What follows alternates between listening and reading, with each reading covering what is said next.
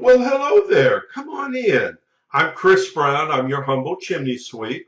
I was just going over your chimney inspection report, but now that you're here, make yourself comfortable. Let's go over it together, shall we?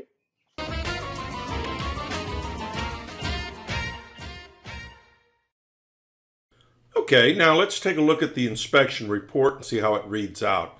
This is a generic report. This is exactly what you will get, only your information obviously will be filled into all these blanks.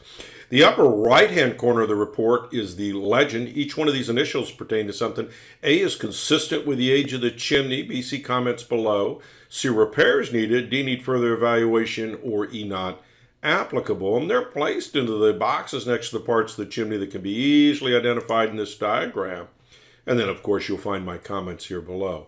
Now, let's take a look at your personal report. So stay with me. It was great to see you out at the house, McSwain. Also, meet your buyers, your clients, very nice people.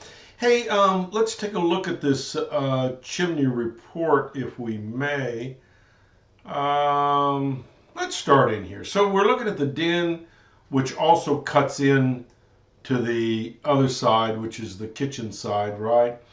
And basically, this was a fireplace that was always a problem. In other words, even when it was built, the flue size was slightly too small. It didn't have an opening in the back. In other words, this back was cut out to accommodate this other fireplace on the other side. So anyway, even with the back wall, this thing was a smoker. That's why they put this brass hood in here to kind of help keep the smoke in so it wasn't filling up the house. It was never designed to work well. And then once you cut a hole in the back, you've got air coming in from both sides, and that thing was doomed to smoke up the house. Damper's working well. You can see that it just narrows right into this one little flue right here to accommodate all these openings, this side and that side. What the situation is the flue size has to match the size of the opening of the fireplace. We're talking about just a standard fireplace with one opening. If the flue size is not large enough to accommodate all that air and smoke, then obviously some of the smoke and air will come back into the house. And then once you've cut a hole in the back, cut this other out, then you've got not twice as much air, but you got a lot more air coming in, and it's even more of a problem. Now, this chimney has been relined. This is called a cast in place or cast flue system. The problem is it's undersized.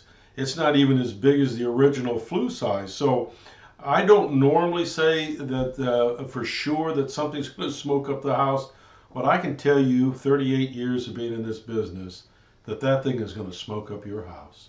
So do not use wood or vented gas logs. Let's put some vent free in here.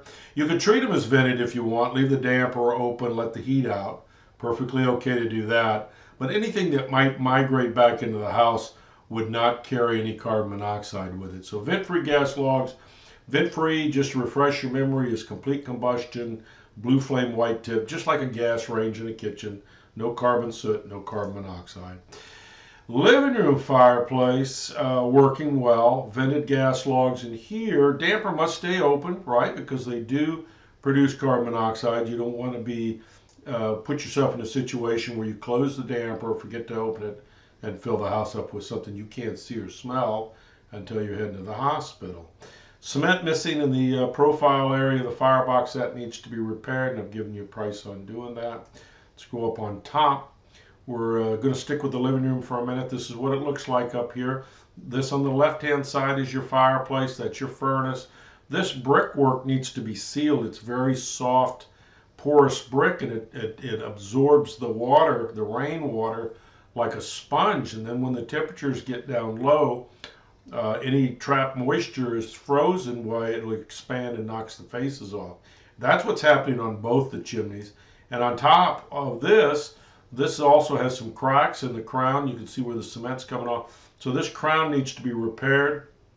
Both chimneys need to be sealed. See how they're splaying away there?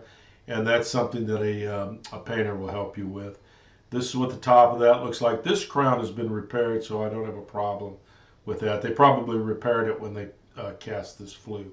But you can see that even with the original 13 by 18 flue, that was not enough. Now they've cast a flue half the size in here. And if the big one wasn't enough, the small one's going to be certainly not enough to carry the smoke or the gases of combustion of a vented gas logs. That's why I say you can use the fireplace, just install vent free. A little confusing, so if you need to call me, please don't hesitate. 704-526-6348.